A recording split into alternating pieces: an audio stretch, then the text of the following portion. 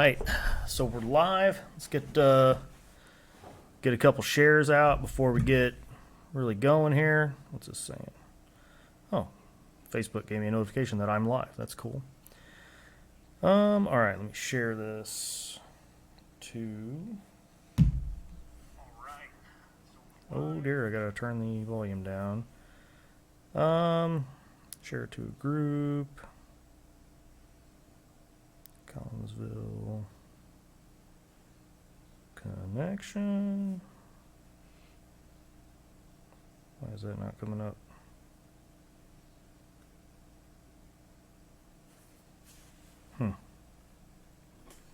That's not working. Let's see. So maybe I need to change who I am here. Chris is on here. Hey, Chris, give us some shares, man, if you don't mind. Mark is on there. Mark, give us some shares, buddy. All right. So, purpose of this live stream that we're doing today, I'm Aaron Wright. This is Paul Durr. We're your friendly neighborhood libertarians. And as libertarians, of course, we're coming to you from your mom's basement. No, our mom's basement. No, my basement. Actually, okay, it's my basement. We don't have hot pockets, so maybe we're not real libertarians. There you know go. what I'm saying? You got to have hot pockets and live in a basement. So this live stream is more or less a rebuttal / discussion of a video that was put out by the Collinsville Unit 10 School District, as well as Derek Cox, who is one of the township trustees. So basically, what's going on in Unit 10 School District is they passed a backdoor bond referendum to borrow $10 million in bonds, to borrow $10 million in order to do a bunch of facilities, health and safety work. But the actual bond issuance is to go into the general fund. They're basically going to issue these bonds, put cash in the bank, which is, We call it a working account fund. Working account fund. Working account fund. Okay, so then if you go to khawks.org, which is the Unit 10 website, is that right? Yes. Yeah, that's right. You'll see on there a 15-page PowerPoint deal talking about all what they're going to use the money for. And also, if you find that video on YouTube, you'll hear their talking points and whatever about how, taxes aren't going to go up and they need this money to make these repairs. And there's 300 pictures of things that are in disrepair that they need this money for. Now, at issue is that Paul here, and I was gonna help. I hadn't jumped in yet before we all got Ebola. Paul was heading up a petition drive to get this backdoor referendum placed on the ballot so that the voters could vote on it. Now, does that automatically mean that we're against it? Not necessarily. I do want to see the voters vote on something like this because you're borrowing $10 million from the community. And I mean, people, what was the period of the bonds? Do you recall? Over a 5-year, or the 5-year I know this period? plan is a 5-year period. It's a 5-year plan, but I do believe it was a 10-year bond. I don't really. So people who may or may not even live in this community are going to be paying these bonds. Right. You know what I mean? Into the future. This is going to go against your property taxes. So, so that's why we believe that the people should have an opportunity to vote. Now, according to Illinois law, we have 30 days to receive petition signatures from 10% of the population so that we can put this referendum onto the ballot so that it actually be binding, ballot issue.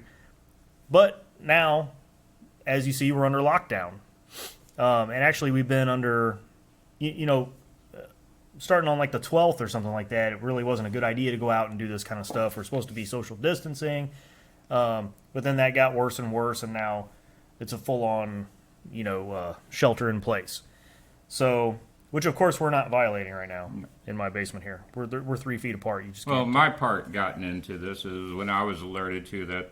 They had released their notification on the February 24th, issued on February 27th in the Troy newspaper for the $10 million bond, which is a faraway newspaper from where we're all at. Nobody really knew about it.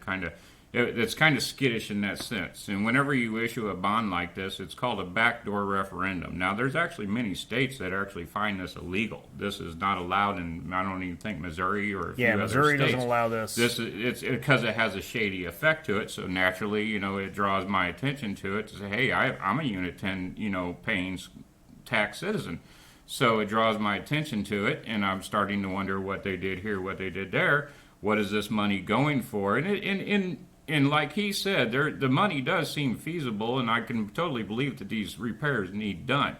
But my interest in this is the fact that they're doing this kind of shadily.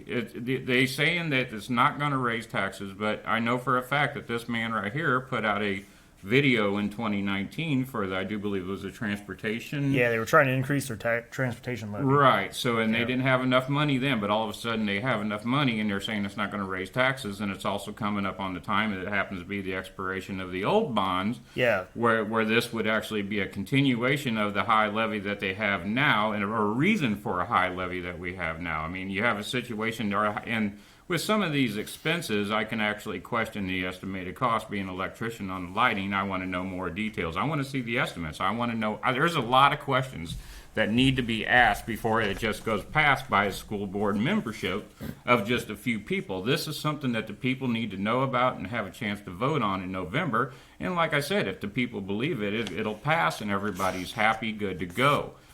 There's nothing wrong with the power of the people knowing what they're spending their money on, especially such a high cost as $10 million. We really should know what's going on. Exactly. In the breakdown, and there's a lot of key words in this breakdown. You have the words of potential, saying this. I guess, maybe it could change. There's a lot of things that could change. I don't want the change to be, well, we went from a brand new paved driveway to an administration hike. I don't want to see raises coming out of this. Right. There's a lot of things in a working class account that you really don't have no idea where it's going because it can be written and nobody's really looking over this account. So there's a lot of scary things in here, and I need a lot more positive belief that it's going to go do what it's supposed to do. Well, so I want to address a couple of things. I've got a couple of notes here. I want to address a few of the things that were said in the video that Derek put out. And one of them is the gentleman that was sitting on the end. If you guys go watch that video, there was a superintendent and 2 board members and Derek, so 4 people total. One of the board members, he said that not only will the tax rate not go up for the district, his claim is that the Collinsville Unit 10 tax rate is the lowest in the area. Okay, well now that would lead me to believe that, if I heard that, that'd lead me to believe that they're the most efficient district in this area, right? That's false. If you go do a Google search, I don't remember exactly the URL, there's a website called Illinois Report Card. And if you go look there, they have numbers as far as enrollment and budgets and financial health and graduation rates and all kinds of stuff. You can see a lot of information about the actual performance of the school district. Using their total expenditures and their enrollment, I did a few comparisons. Now they do some things when they do their per pupil per year figure, they actually come out a little bit different because for some reason there's some exemptions. And so if you look at if you use their numbers, Collinsville is one of the more expensive districts in the area. Right. But I just I didn't allow any exemptions because I wasn't sure what those were about. And like Edwardsville got a lot of exemptions. I'm not sure why they had $50 million in exemptions, but so I just did straight numbers. Collinsville spends $69,181,227, and that was in 2019. Okay, they have an enrollment of 6,355. So their per student cost is $10,886. Okay. So that's what you're getting each student. It costs $10,886 to run them through Unit 10. Okay. Edwardsville. Now, that's a 1 year. Or that's 1 year. That's the 2019 expenditures only. Right. Okay. And then we're going to come back to that 69 million number here in a minute. Okay. Now Edwardsville, which was one of the schools that he cited, that's the reason I'm using them for the comparison. They have 7,579 students. Okay. They spend $80,963,000 $844 in 2019. That comes out to $10,682 per student. So they're $200 better per student. So this claim that, Collinsville's got the lowest levy in the area, okay, it might be the lowest on a percentage rate or percentage-wise to your bill. It's still 59% of your bill. Have you looked at your bill, your tax bill? Yep. Unit 10 is 59% of the bill, okay? So it's the single biggest thing that we spend our property taxes on. But they're not. They're not the least expensive in the area. So I just wanted to take that down. So then this claim that this bond issuance is not going to raise your taxes, the exact words from that board member was, your taxes will not go up because of this. But they're also not going to go down. Right. Okay? Well, actually, according to the guy, and he was pretty stressful, and this is a point that I would love to make, and it's within, on their website, in their words, the actual impact on the property tax these states go down. But this is the funny part of it. Up to a $100,000 home, you're looking at a $1.91 annual bill decrease.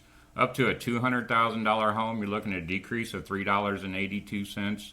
$300,000 home, decrease of $5.73. If they issue the bonds? If they issue the bonds, this is what they're saying the difference in the levy cost will be. So it does go down, but the price of a 6-pack of soda.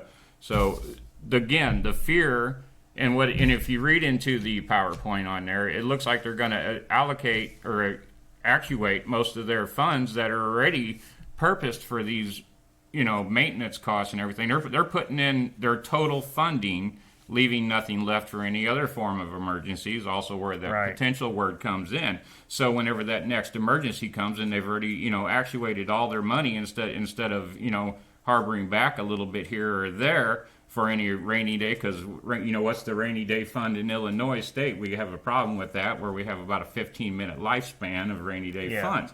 This seems to be a problem that this could create, too, in this situation where you've used up all your funding, you've used up everything you got for it, and now guess what? Who comes to us? They're going to come to us for that tax levy. So this right here may not rise your taxes, but the next possible scenario 1 month down the road will. And this is something they've already passed. I can no longer petition. I was doing a great job. We was getting quite a few petition signatures, and unfortunately, the virus hit. We was literally shut down. We got to obey the rules. Can't do any of this. Can't do that. So now we're in a situation where I don't even get my constitutional process to fight this with the petitions in order to stop the process in the due time. So I personally sent an email to the superintendent and the board of directors and asking them to basically hold off and repost this at a later date after the pandemic's over, so that we can have a fair chance to do this again, or simply put it on the November ballot and let the people vote on it like a constitutional republic would. So that's a call. That's a call to action. Two calls to action right here, and then we're going to get into more discussion. We have a few more people joining the stream. I appreciate you guys watching. If you would give me a share, share this on. If you can get this into Collinsville Connection, please put it in there. But just share it if you know people in Unit 10 that want to see this. The second thing is there's a hearing scheduled for Monday, March 23rd. I don't have the time on that. Was it 7 p.m.? I do believe so. Was it 7 p.m.? Check khawks.org. Get the specifics on that. But I believe it's going to be at the Unit 10 building. Webster. Oh, it's Webster School? Yeah, Webster School. That's back in that corner. I do believe over so. there off of St. Louis Road. I'm sure I'm going to try to attend. I don't know how they're going to do this with all this. Yeah, there's not supposed to be 10 or more people. Yeah, they can't have more than 10 people. So it's one of those situations, we're going to have a public hearing. There's 10 of us. Sorry, you can't come in. Yeah. Well, I plan to go up there on Monday and basically appeal to them that because the citizens do not have an opportunity to file petitions, they should not be allowed to do this by law, because there's no remedy. We've had our remedy removed. Okay, so let me go back to another point that was made in the video that the board members are making. If you look on khawks.org, you'll see this mentioned a bunch. You'll see it mentioned in the PowerPoint, and you'll see it in Derek's video. There's these 300 photos of items that are in disrepair that they're going to do this stuff with. The biggest ticket item that they mention is tuck pointing on the high school. Here's the thing. They're going to spend $20 million. This is a $10 million bond issuance. The total project is $20 million that they have allocated to this. Okay? Here's the thing. You don't have $20 million worth of repairs come up in a short period of time like that. The thing is, I believe that high school was built in 1968. Don't quote me on that. It was somewhere around then. You build a freaking high school like that out of brick, the day you're laying those bricks, you know they need tuck pointed. Right. You know that they're going to need tuck pointed. If they haven't been tuck pointed already, you know it's coming. And that's the nature of brickwork. But they have all these pictures. This is what really makes me upset is that if you act like that you're against this bond issuance, the rebuttal is going to be, well, this is for the kids to attend these schools in a safe environment, and health and safety and all this kind of stuff. And they've got these 300 photos. It's like, well, that didn't get that way overnight. So those kids have been in those schools in poor conditions. Yeah. Well, then it brings up the argument of necessity and need. You know, I would love to have 32 new doors, but do we need 32 new doors? You know, and being that I'm an electrician, looking at the lights, if they're already T12 balanced, all they got to do is change out the old fluorescent lights to the new LED bulbs, and the maintenance man can do that. And I know you can buy a 4-pack of them for $8 at Lowe's. So there's a lot of things in right here that can be questioned. We're in the state of Illinois. This is a very tax state, and everything that we do, especially when, like he said, 59 to 60% of our property tax goes to this particular facility. This needs to be the one that's actually looking out for us the most. This is the one where we have to be the most vigilant in knowing what our money's going on and knowing the necessities. I understand the kids want LED lights. Maybe it'll help them see their papers better, but I know since the place has been built, they've been going through just fine in the lighting they got. And if it's a case where they're still running on the old 1968 lights, this is, again, a necessity, not more of a need than a necessity, where if a light fails, change it at its need. You don't have to throw it all in at one day. I don't understand that. I've never understood it. But my whole thing of this is, in the angering part again, is the sneaky fashion that it seemed like it could have went. We have people that go to Unit 10 in St. Clair County where they could have put this in the Belleville News-Democrat and reached a huge population. There's more than one paper than the Troy paper that they could have put this in to reach a huge population. It seems to me that I learned about it weeks, before my petitioning would have even been up. So I had to hustle, bustle, and then all of a sudden a virus again. Now I'm in a spot, So this is my plea basically to the rebuttal of their video that they put out, and to the people to think about what's going on and what they're doing. And like I say, we're not maybe denying any of the stuff that needs to happen. It just doesn't need to happen all at once right now. And if does a $10 million bond, can we get it down to a $5 million bond and our levy really drops? Well, my plea would be that what has been happening to all of the maintenance funds up until this point, right? That things have gotten this bad. Where's that money going? Right. And now I understand. Now look, I'm on the board down at CARD, and I understand, money going places. Previous boards. Is the superintendent, is he new or something? Yeah, I feel like he's new. Only like a year or two in. Okay, now do I expect him to answer for whatever the previous superintendent did with the maintenance money? Not necessarily, but the board certainly, they have to answer for that. And it shouldn't get this way. If you budget this money over time, if you have one of the guys that was commenting on it was like Phyllis Droskis, and he owns, I know for a fact he owns a bunch of rental properties in this town. He made this point that this stuff should have been done over time. Now, if you're someone like Phil who owns a bunch of property, your roof lasts 20, 30 years. Okay?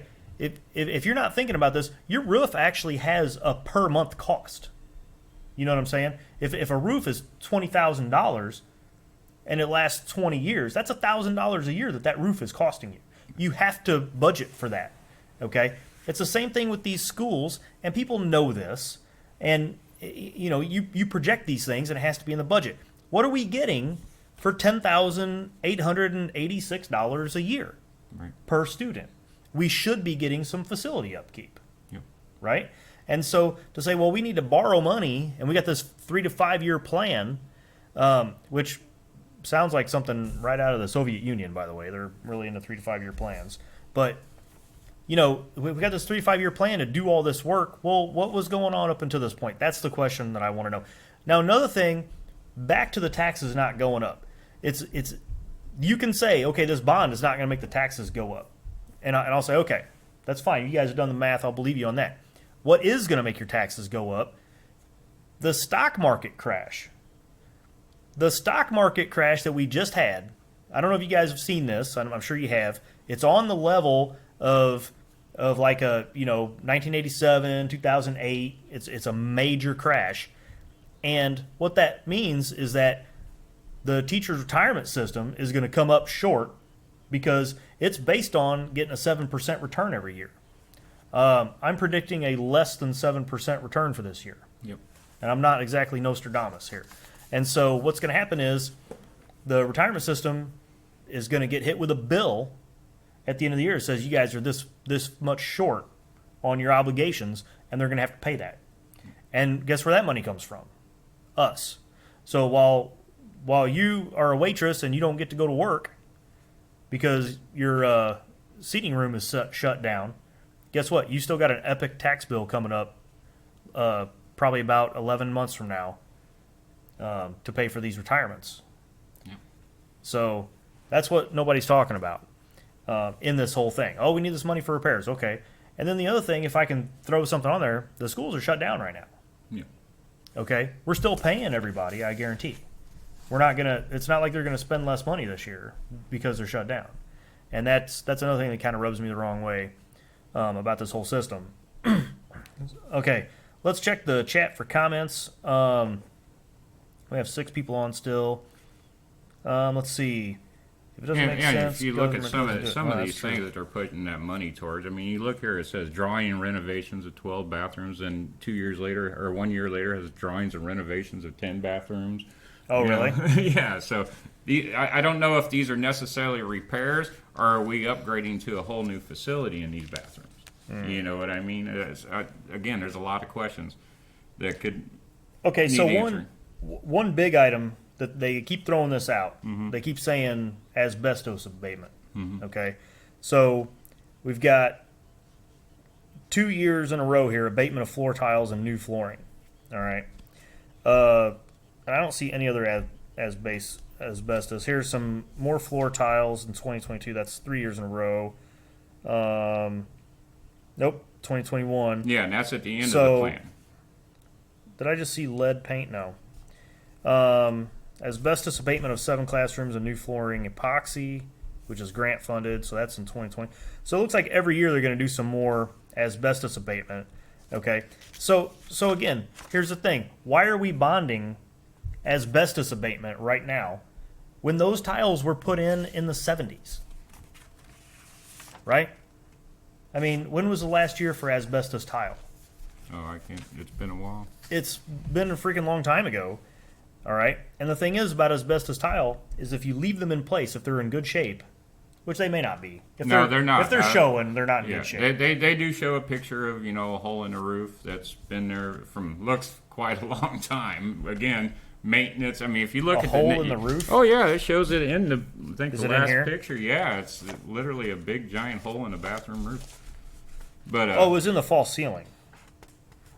But it's obviously been there for quite some time.